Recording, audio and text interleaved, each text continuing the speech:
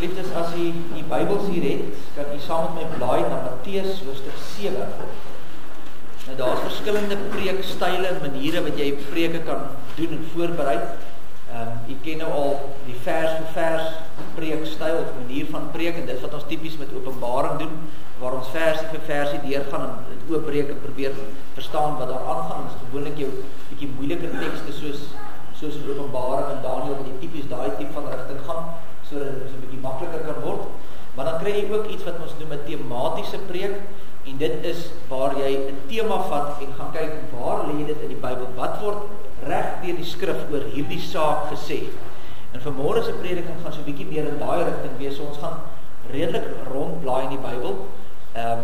Ek gaan nie vir nou al die tekste gee wat ons gaan gebruik nie. Ek sê as u wil ek die tyd gee, want ek gaan self nie opsoek soos wat ons besig is, so u gaan ook tyd hê om saam met my te soek daarna. Maar ek waarsku, ons gaan nie net hier stil staan nie. Gaan nie versie vir versie dit oopbreek en sê dis vir die vers en die vers.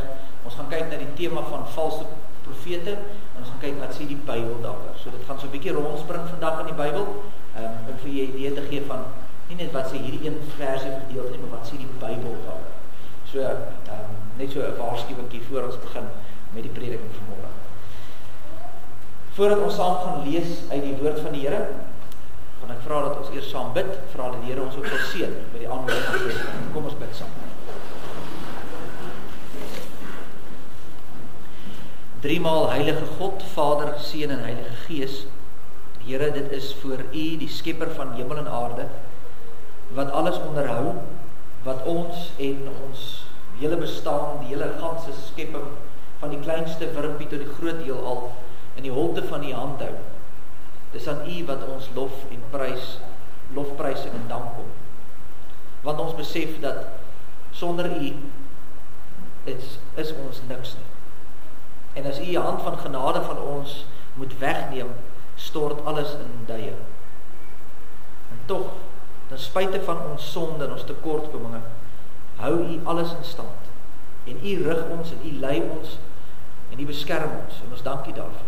Ons dank U vir die voorreg om hier vanmôre weer as 'n gemeente bymekaar te wees, om U woord te kan hoor. En Here, wanneer ons so bymekaar is, dan is ons gebed ook dat U ons harte ontvanklik sal maak vir U woord, en dat dit wat ons hoor ook in ons gedagtes sal posvat en dat ons dit sal oordink dag en nag, gaan meet aan die skrif of dit die waarheid is, en Here, dit ook te gaan uitleef na buite. Ons dank U vir elkeen wat hier is. Ons dank U vir gesondheid en kragte. Ons het gehoor van oom Pine Pinaar wat siek was. Ons dank U dat hy ook hier is vanmôre saam met ons. Ons is dankbaar vir die goeie nuus, daar 'n bruilof was gister. Ons bid ook vir daardie huwelik van Dian en Lanay Fives. Here, maar daar is ook die wat siek is, en die operasies deurgegaan het, Herman Koekemoer wat aansterk by die huis, dan die Martie na haar operasie. En ons bid in besonder dan ook vir Amke du Plessis wat môre weer gaan vir toetse. En ons vra dat U asseblief ook met hulle as gesin sal wees. Here, maar ons vra dat U met elkeen van ons sal wees, want almal van ons worstel maar van tyd tot tyd. In ons geestesoog sien ons dinge soms verkeerd, ons interpreteer dinge verkeerd, ons maak foute, en dan woel die dinge hier binne in ons, en ons worstel. Here, daar waar dalk van ons hier vanmôre sit met 'n ding op die hart, bid en vra ons dat U ook daar uitkom sal gee, dat U ook daar leiding sal gee, deur U woord en deur U Gees. Here, maar ons word nou stil, en ons gebed is dat U nou vanmôre met ons juis vanuit U woord sal praat oor hierdie saak rondom valse profete. Wil U dan vir ons, elkeen tot elkeen van ons spreek. Ons bid dit in die naam van ons Here Jesus Christus alleen. Amen.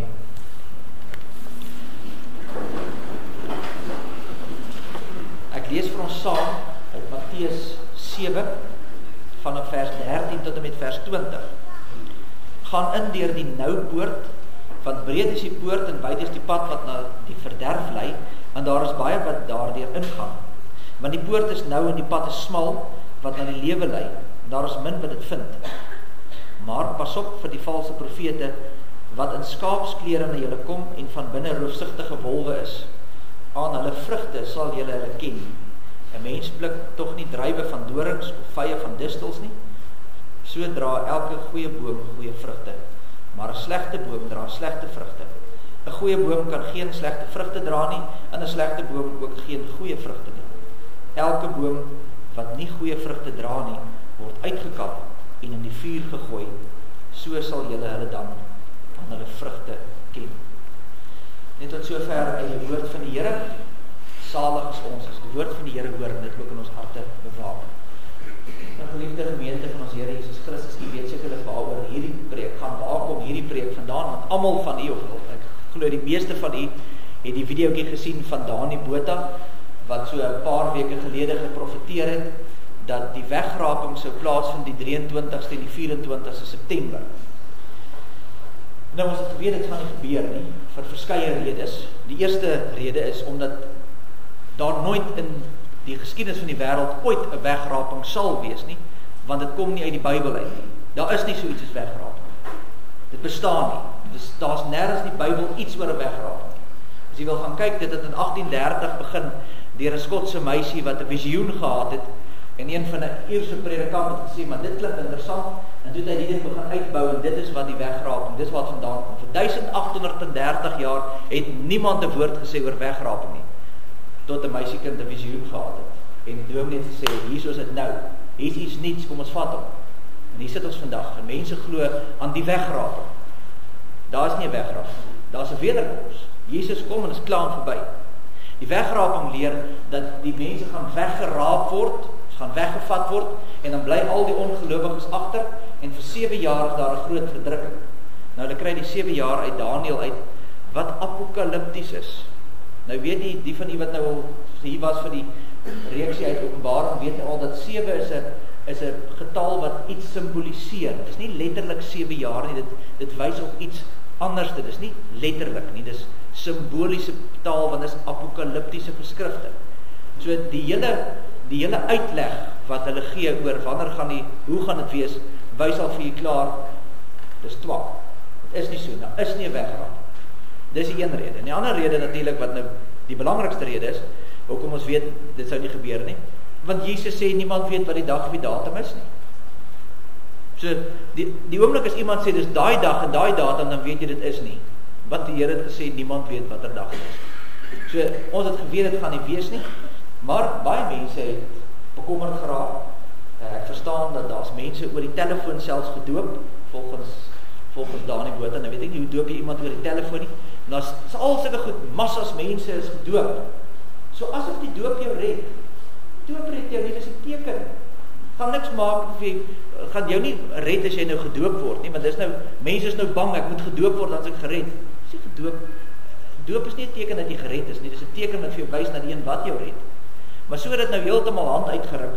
Maar ja, vanmôre is dit doel is nou nie om vir Dani Botha bakslae te gee nie. Dis nie die doel van die oefening nie. Ons wil net vra, na die teks kyk en sê, maar wat is die valse profete en wat moet ons doen nie meer? En daarom die tema, pas op vir die valse profete. En ons moet uit hierdie hele gebeurtenis, moet ons nou 'n paar dinge leer. En ons gaan dit nou sien in ons teks ook. Wat ons moet leer is, valse profete is nie maklik sigbaar, is nie maklik om te identifiseer. Het is moeilik om te sê, wie is nou 'n valse profeet en wie nie. Dis die eerste ding. En die ander ding wat ons gaan sien is, jy kyk na die vrugte wat hulle dra. Dit gaan vir jou sê, waarmee die persoon besig is. So kom ons kyk dan, in die eerste plek, die valse profete is nie altyd maklik om raak te sien nie. As jy daarna ons teksgedeelte vers 15 sê, maar pas op vir die valse profete wat in skaapsklere na julle kom en van binne roofsigtige wolwe is. Nou die heel eerste woordjie wat die Here gebruik, as hy begin met die afdeling en hy praat oor valse profete, dan sê hy, pas op, wees wakker, wees waaksaam, pas op vir die valse profete. Want hulle kom in skaapsklere, maar hulle is eintlik wolwe aan die binnekant. Nou gewoonlik het ons nie 'n probleem om iemand 'n valse profeet te noem wanneer dit ooglopend is nie. Iemand wat mense bedrieg, hy staan op 'n kans en sê, gee vir my geld. En hy vat 'n paar rand en hy spring al weg. Dan is nie 'n probleem, sê dis 'n valse profeet. Hy het gejok. Hy dit en dit en dat gedoen. Kyk daar, dit is 'n valse profeet. Kyk hoe hy die mense gemanipuleer en seer gemaak. Maar die Here sê, dit is nie so maklik altyd. Hy wys hier op ons op 'n fynere punt. Jesus sê, pas op vir die valse profete, want hulle lyk nie soos valse profete. Hulle dra nie 'n hoedjie of 'n T-hemp wat sê, ek's van die duiwel af nie. Hulle lyk soos kerkmense. Hulle lyk net soos mense wat kerk toe gaan, normale gelowiges. Kyk weer na ons teks, vers 13 en 14 sê, gaan in deur die nou poort, want breed is die poort en wyd is die pad wat in die verderf lei, en daar is baie wat daar weer ingaan, want die poort is nou en die pad is smal, want in die lewe lei, en daar is min wat dit vind. Die valse profeet gaan lyk soos iemand wat op die nou weg is, op deur die nou poort gaan. Hulle leer aan hoe om die nou poorttaal te praat. Hulle kom in gewoonte om te leef soos wat al die ander kerkmense leef. Hulle lyk soos gewone kerkmense. Hulle boots dit na, maar aan die binnekant is hulle valse profete. Hulle is wolwe.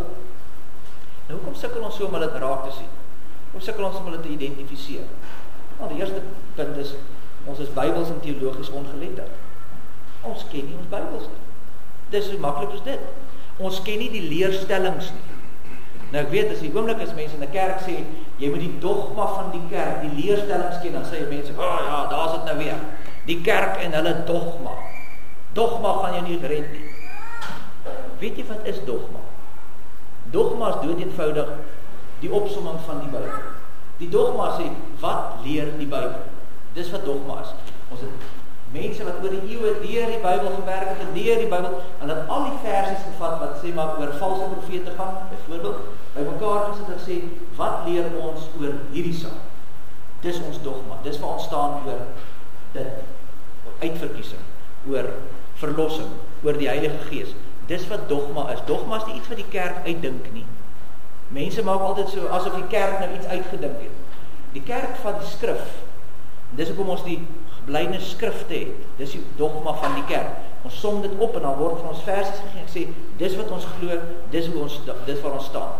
So dis nie iets wat die mens uitdink nie, dis iets wat ons uit die Bybel uittrek, dis die dogma. So, die dogma gaan jou nie red nie, maar die dogma wys vir jou weer eens na die een wat jou gaan red. So jy moet dit weet. Want as jy nie weet wat staan in die Bybel nie, jy het nie die dogma nie, die opsomming van dit alles nie, dan kan enige iemand 'n valse teks uit sy konteks uithaal. Hoe gaan jy weet? Want jy het nie gekyk na die groter prentjie nie, jy het nie gekyk na die dogma nie, jy het nie gekyk na wat leer nie. Jy vat nou 'n enkel versie uit, en nou klink dit mooi. En dis waar die gevaar lê, ongeletterd. Nou, dis die ander ding, want mense is baie vinnig om iemand te verdedig en sê, maar hy is dan 'n kind van die Here. Hy praat ons taal. Hy haal selfs Bybelvers aan. Kyk daar. Hy dan haal uit die Bybel uit aan. Natuurlik kan dit uit die Bybel. Valse profeet gaan ons natuurlik die Bybel gebruik. Hy gaan nie aanhaal uit Harry Potter nie. Dan gaan jy ons nie glo nie. Dan gaan jy mos sê, my jong, waar kom jy nou vandaan? Jy gaan ons nou juis die Bybel gebruik. Hy gaan juis die tekste gebruik wat jy ook aanglo. En hy gaan dit draai en skaaf en skuur sodat dit klink soos asof dit reg is. Hulle leer aan om die nou poorttaal te praat. Hulle gebruik hierdie woorde en woordeskat sodat dit klink, maar ek is ook op die smal weg. En wat doen hulle? Hulle fokus juis op die wat nie die Bybel heeltemal onder die knie het nie. Nog nie deurgewerk het nie. En is hier waar hulle vang. Want nou is dit so half, maar is dit of is dit nou nie? Jo, dit klink daar maar goed. Dis Bybelverse, en waar staan dit? Dis hoekom dit so moeilik is om hulle te identifiseer. Want ons ken nie die Bybel, ons ken nie die dogma. Die ander rede, hoekom valse profete moeilik is om vas te vat, is omdat in die wêreld het hierdie vreemde leer ontstaan, dat ons moet verdraagsaam wees. Dis groot in die wêreld. Almal moet verdraagsaam wees. Jy moet ten alle koste almal verdra. Wat snerd is. Jy kan nie alles verdra. Hoe kan jy alles verdra? Jy kan dit nie doen nie. Ons moet mos teenoor mekaar sê, maar hierdie ding is reg en die ding is nie reg.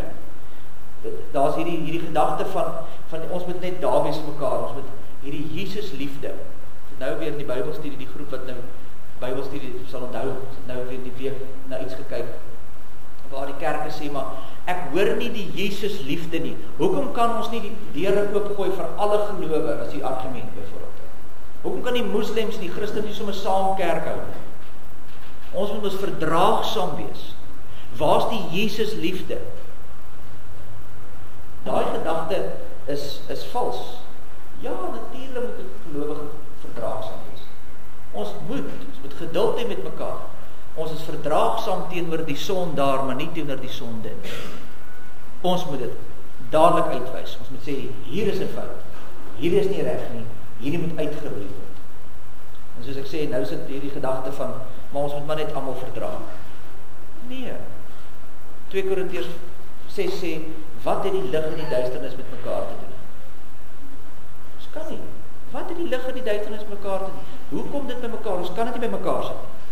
Weet jy hoekom, weet jy die probleem met hierdie van ons, kan ons nie maar net almal oor die weg kom nie, want dis mos nou die gedagte. Wees verdraagsaam, kan ons nie maar net almal oor die weg kom nie.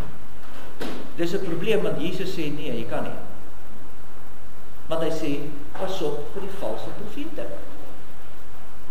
Om met almal oor die weg te kom is in stryd met God se woord. Want daar is reg en daar is verkeerd. En ons kan nie maar net met almal oor die weg kom nie. Ons, ek sê nie ons moet lelik wees met mekaar nie. Maar ons kan nie net sê, ag ja, weet jy wat, jy's 'n oulike ou, glo jy maar wat jy wil en ek glo maar wat ek wil, maar ons sal nou maar net aangaan nie. Nee, dit werk nie so. Dan los jy mos daai persoon, as hy dan 'n valsheid besig is mee, dan los jy hom ons nou juis vir die wolwe. Ons moet mekaar sê, hey, hierdie ding is nie reg nie. Kom ons kyk hoe werk dit. En vandag wil mense dit nie doen nie.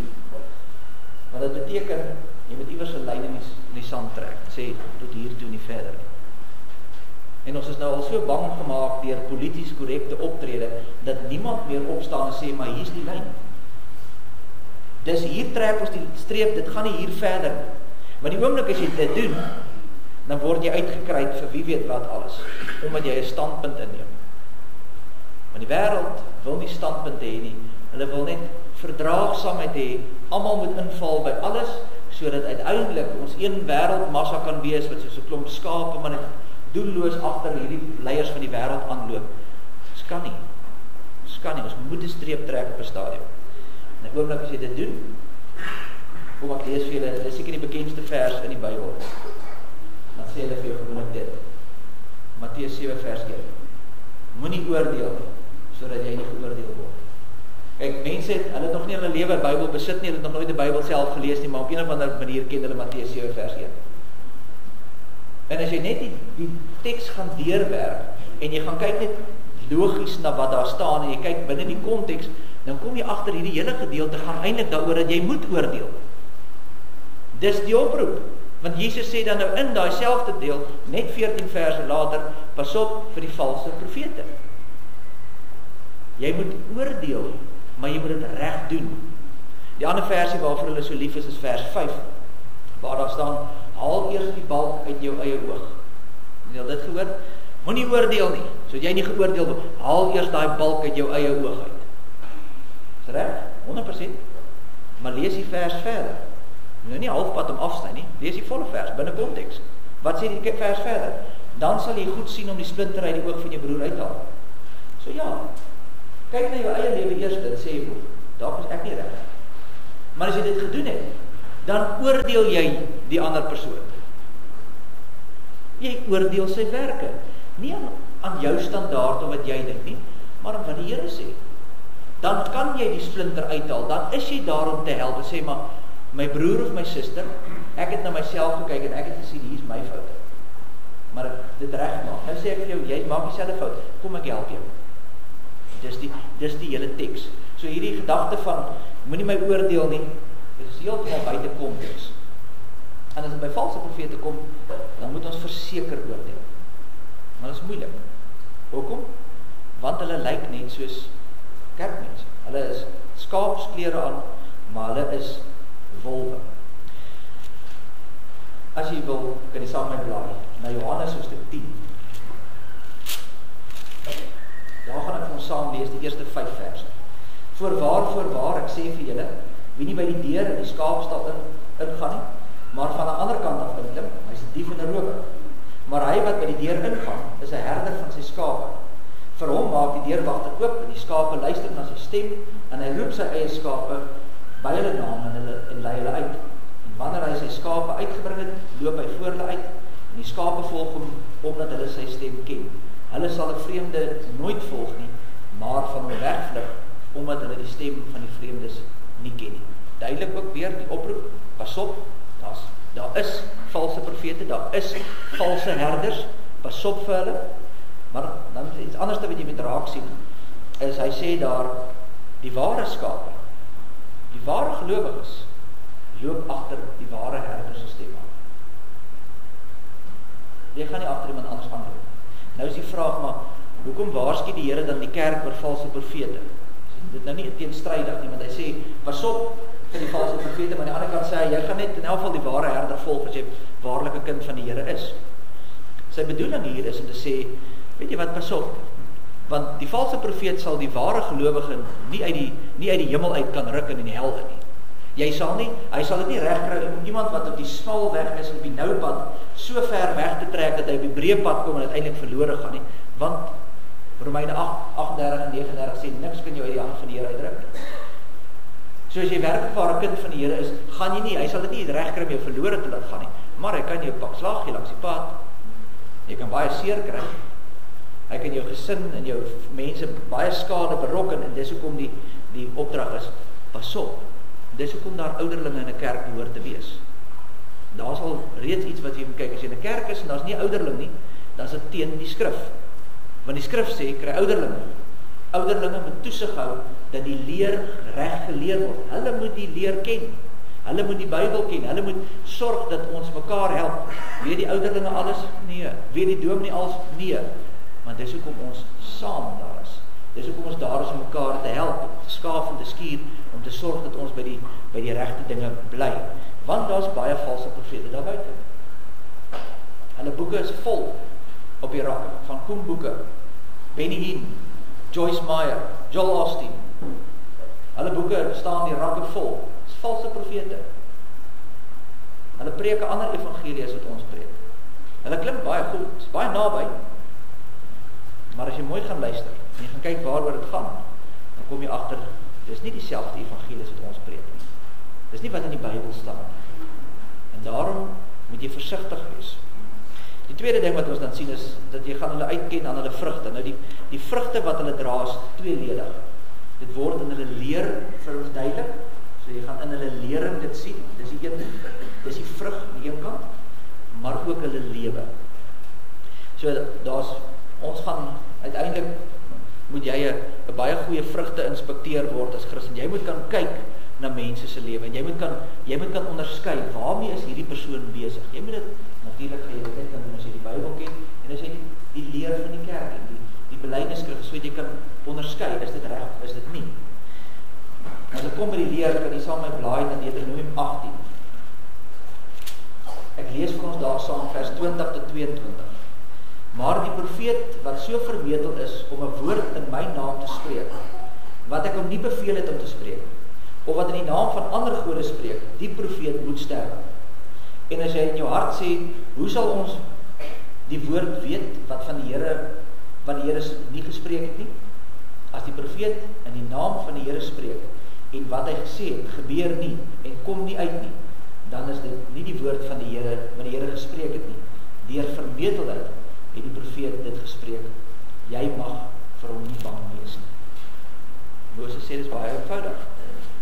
Toets die persoon en kyk of hy werklik waar 'n profeet van die Here is. Is dit wat hy gesê het, werklik so, het dit gebeur? Sy het gesê, dit gaan gebeur.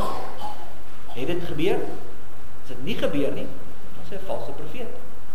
Dis hoe jy dit gaan weet. Nou moet jy onthou, in die Ou Testament was dit 'n bietjie anderste. In die Ou Testament was daar nie 'n Bybel nie. Moses kon nie vir die Israeliete sê, hoor jy gaan kyk net in Jakobus, gaan lees daar in hoofstuk 3 van dit en dat nie. Want daar was nie 'n Jakobus 3 op daai stadium, dit het nog nie bestaan nie. Die Bybel het nog nie bestaan nie, dit is nog nie opgeteken. Maar dit is later, het dit verander. So in die Ou Testament wat gebeur het, is dat God profete gebruik het, en hy het visioene gebruik, en hy het drome gebruik, en hy het al hierdie dinge gebruik, om mense uiteindelik te lei in die regte pad. Maar hoor nou wat in die Nuwe Testament gebeur. Ek lees vir ons uit Hebreërs 1, vers 1 en 2. Nadat God baie keer, en baie maniere in die oudheid gespreek het, tot die vaders, deur die profete, baie maniere, baie kere, profete, visioene, God verskyn, wonders wat hy doen, al hierdie goeders, het hy hierdie laaste dae tot ons gespreek deur die Seun, wat hy as erfgenaam van alles aangestel het, deur wie hy ook die wêreld gemaak. In ander woorde, dit het nou opgehou. Nou gebruik God nie meer profete op die manier nie. 'n Profeet in die Nuwe Testament is iemand wat die woord van God uitlê, want hier is dit opgeteken. Dit is die woord van God. Hy het klaar gepraat. Hy praat nie nog nie. Dis hoekom ons Bybel met leer gebind word.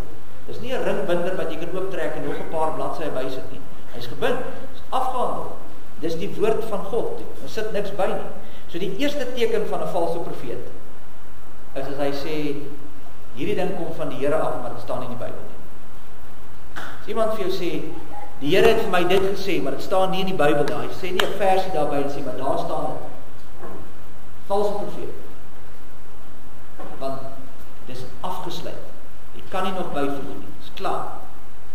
En daarom wil ek julle ook maar waarsku, sê wees maar versigtig ook in die manier hoe ons praat. Ek weet dis maar die gebruik van die dag. Maar om taal te gebruik soos God het gesê, God het vir my gesê, God het met my gepraat. Moet jy baie versigtig wees, want dis eintlik maar kettery. Dis 'n gevaarlike ding wat jy sê.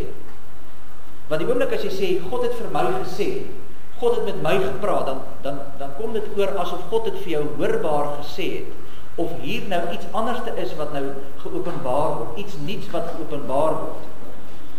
En dit is nie so nie. Want dit is afgehandel. Dit kan nie. Dit is klaar, dit is vas. Die oomblik as ons daai taal gebruik, dan kom dit neer op kettery. Nou ek weet wat mense bedoel. Ek weet mense bedoel daardeur dat ek het tot hierdie insig gekom. Ek het hierdie vers gelees en eintlik deur die werking van die Gees het die Here my verstand verlig en nou verstaan ek wat dit beteken. Ek weet mense bedoel dit so, maar om te sê God het vir my gesê, God het met my gepraat, skep 'n valse beeld. Dit grens aan kettery. Dit is 'n onbybelse manier om te praat, want God praat nie meer nie. God het klaar gepraat. Hy gee nie meer visioene nie. Hy gee nie meer hierdie goed nie. Hoekom nie? Want hier sê hy dat in Hebreërs 1. In die ou tyd was dit so, nou het ek klaar gepraat met my seun gekom. Klaar. Dis nie ek wat so sê nie. Dis nie die AP Kerk wat so sê nie. Dis God wat sê. Hebreërs 1 vers 1 en 2 is klaar. Daar is nie sulke goed nie. Ek kan verstaan as iemand sê, ja, die Here het vir my iets duidelik gemaak. Dit doen God. Hy vat ons deur sy Gees en hy lei ons om beter te verstaan, heeltemal reg. Maar daar's mense wat daar buite sê, die Here het vir my so gesê. En dan bedoel hulle, die Here het vir hulle iets gesê wat nie in die Bybel staan, en dit is 'n valse profeet. Nie omdat ek so sê nie, die Bybel so sê. En dan hoor jy mos die mense, en dit is dan judgmental. Dalk kan jy ook dink, jy doen nie nog rof volgend. Gaan jy so 'n keer oor die saak. Is jy nie bietjie veroordelend nie? Vir jou wil ek sê, welkom op die smal weg. Welkom op deur die nou poort, want dis ons roeping. Ons roeping is nie om hier buite te gaan en mense te laat goed voel oor hulle self nie. Die kerk is nie hier om opgestel te word en sê, kom wees net wat jy wil hier binne nie. Jy kan kies wat jy wil wees en jy kan maak net soos jy wil nie. Want dis nie die waarheid nie. Die waarheid is, God is die waarheid en hy sê, hier's 'n weg en hier's 'n reg en 'n verkeerd. En dis ons roeping. Ons moet sê, wat sê die Here? As ons nou, as ek sê, ek wil nie vir Dani Botha peper nie, ek kan net vir wys voorbeeld gee. Dani Botha het homself as 'n valse profeet verklaar. Weet jy wie dit gesien het? Op 18 September het hy op daai nuuspot, Isak du Plessis, dink ek die man se naam, het hy die onderhoud gehad en gesê, sê Isak vir maar, jong, mense peper jou nou en sê, jy's 'n valse profeet, en sê Dani Botha vir hom, Isak, die skrif sê, die toets vir 'n profeet is, word dit waar of is dit nie waar nie. So wag tot die 25ste. As dit nie gebeur het nie, sy woorde was, dan sal ek lê, dan kan jy op my spring. En hy het nogal daai sin begin met, ek sê vir jou in die naam van die Here Jesus, jy sal die Here sien. 23:24, jy het nou seker die video gesien, of ten minste die klank gegreep. Dis valse profeet. Nie volgens wat ek sê nie, volgens wat hy self gesê het, wat hy korrek in die Bybel aangehaal het. As jy 'n profeet is, en jy sê dit gaan gebeur, en dit gebeur nie, dan is jy 'n valse profeet. Hy het homself 'n valse profeet verklaar. En dit is nie die eerste ou wat dit doen nie. Dit is baie. Net nog een ander voorbeeld al. Ellen G. White. As jy vriende in die 7-dagse Adventiste kerk het, dan het hulle waarskynlik al vir jou boek in jou hand gesteek. Sy het oor 100 boeke wat aan haar toegeskryf is. Ellen G. White. Dan sê ek, gaan lees hierdie boek. As jy Ellen G. White se boek het, smyt hom weg. Sy is 'n valse profeet. Sy het in 1843 gesê, die einde is hier. Toe gebeur dit nie. Oeps, ekskuus. My sommetjie seker verkeerd. 1844. So dit almal aan wag. Niks gebeur nie. Jammer, weer 'n fout van my kant af. Kom ons maak dit 1851. 3 keer het sy gesê, dis nou die einde. En weet jy wat is die verstommende? Is na 1851 het mense nog steeds nageluister. En vandag, as jy met die vriende uit die 7-dagse Adventiste kerk gaan praat, is dit omtrent, ek wil amper sê, Ellen G. White is 'n rapsie net onder die Bybel. Jy kan amper as 'n laaste boek van die Bybel, so hou hulle na leer vas. Sy is 'n valse profeet. Dit was duidelik op grond van wat die skrif sê. So moenie na hulle luister nie. So, dis nie net die leer nie, dis ook die lewe. As ons na 2 Timoteus 3 toe gaan, dan jy daar so 'n stukkie lees. Hier gaan dit dan wil ek jy juist wys oor dis lering aan die een kant, maar ook lewe. Daarvan vers 1 af 2 Timoteus 3. Maar weet dit dat daar in die laaste dae swaar tye sal kom, want die mense sal liefhebbers wees van hulle self, geldgierig, grootpraters, trotsaards, lasteraars, ongehoorsaam aan hulle ouers, ondankbaar, onheilig, sonder natuurlike liefde, onversoenlik, kwaadsprekers, bandeloos, wreed, sonder liefde vir die goeie, verraaiers, broekeloos, verwaan, meer liefhebbers van die genot as liefhebbers van God, mense wat 'n gedaante van godsaligheid het, maar die krag daarvan verloor het. Keer jou ook van hierdie mense af. Moet ons oordeel? Ja, ons moet. Ons moet kyk wat mense doen. En ons moet sê, dis reg, of dis verkeerd. Nie op grond van wat jy dink nie, op grond van wat die Here sê. Gaan ook oor jou lewe. Vers 10.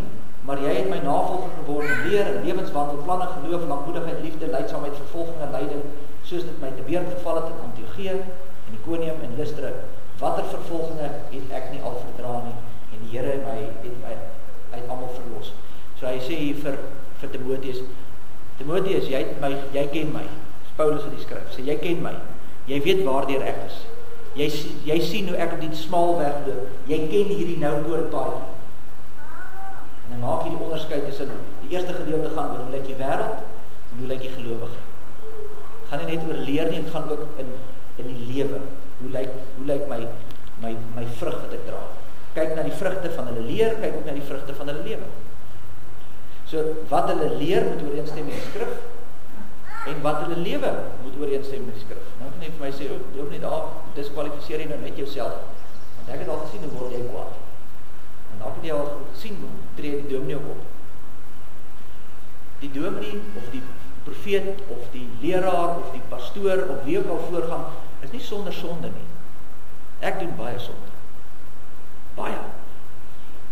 Maar die vraag is, volhard ek daarin of bely en staan ek?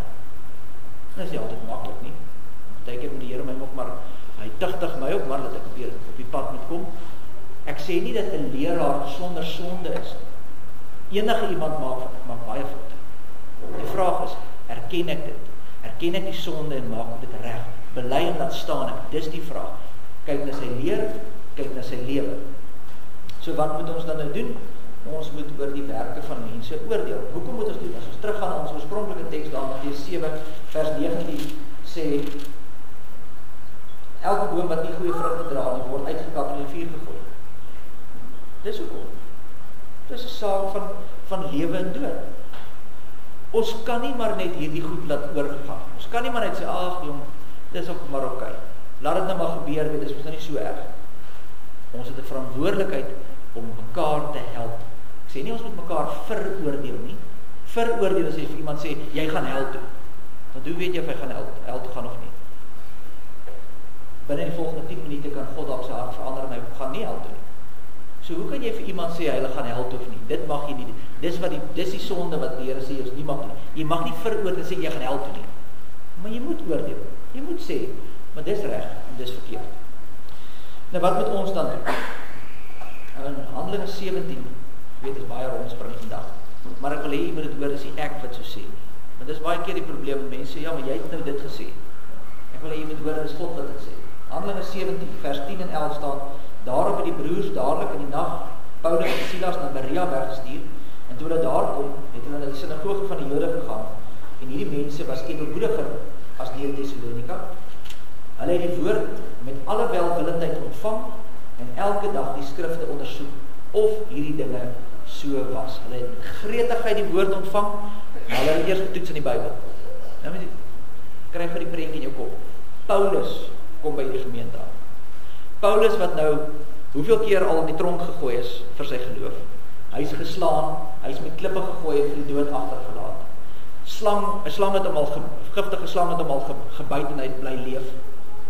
Hy het een keer gepreek vir 'n klomp mense en hulle sit op die tweede verdieping en een van die ouens raak in die slaap en daar val hy uit die venster en mors dood onder die grond.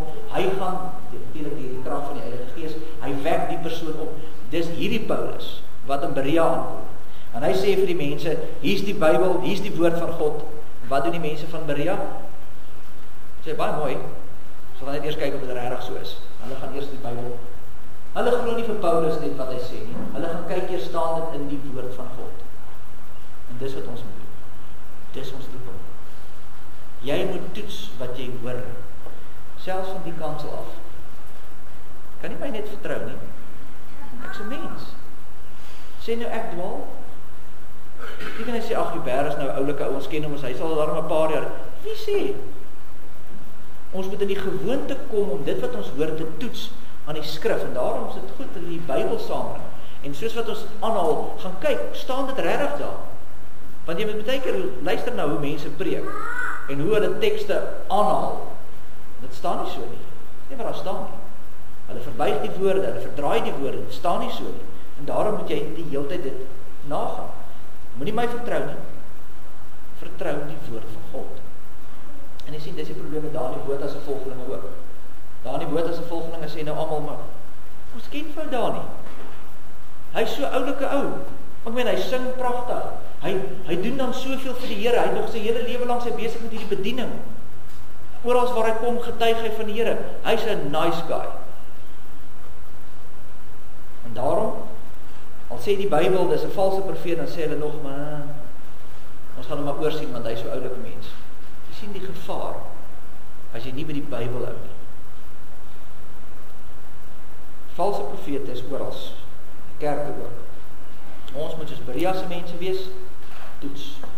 Die laaste teksie wat ek wil aanhaal is uit Judas hoofstuk. Judas het net die een hoofstuk 1, vers 3 en 4. Vers 3 staan daar, terwyl ek alle ywer aangewend het, omdat julle die gemeenskaplike saligheid, oor die gemeenskaplike saligheid te skryf het ek die noodsaaklikheid gevoel om julle deur my skrywe te vermaan om kragtig te stry vir die geloof wat eenmaal aan die heiliges oorgelewer is. Kragtig te stry is 'n woordjie wat gebruik word in die Grieks. Dit beteken, dit verwys na 'n stoeier, iemand wat in 'n geveg is, iemand wat stoei met iemand. Hy sê, dis hoe ons moet wees. Ons wat gelowiges moet in hierdie saak betrokke raak. Ons moet stoei met die ongelowiges. Ons moet stoei teen die valsheid. Hoekom? Vers 4 sê, want sekere mense het ingesluip, wat lankal gelede al opgeskryf is vir hierdie oordeel. Goddelose mense, wat die genade van ons God verander in ongebondenheid en die enigste heerser God, ons Here Jesus Christus, verloor. Daarom sê hy, dis hoekom ons moet stry. Want die kom mense in, en hulle bring 'n valse leer, en dit wyk van die waarheid af. Ons moet stry, ons moet betrokke wees, ons kan nie hier soos 'n klomp muurblomme sit en kyk en wag dat die dominee iets moet doen nie. Jy moet stry. Jy moet betrokke raak. Jy moet jou Bybel ken. Jy moet hierdie saak van die Here verdedig. Jy moet weet wat daar staan, sodat jy ten alle tye die woord en die evangelie kan verdedig. Hoekom? Omdat ons nou net bekleierig is, omdat ons dink ons is beter as ander mense? Nee.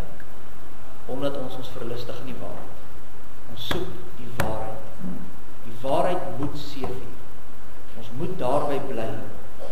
As iemand dan opstaan en is 'n valse profeet, dan betoon ons aan daai persoon liefde. Dis mos wat die Here van ons vra. Wees lief vir God en vir jou medemens. Wees lief. Jy hoef nie ongeskik te wees, jy hoef nie lelik te wees nie, maar daar is nie kwytskelding nie. Jy kan dit nie los nie. Die waarheid van die evangelie van Jesus Christus moet seëvier. Dis ons liefde. Daarom kan ons nie stil bly. Amen. Kom ons bid saam.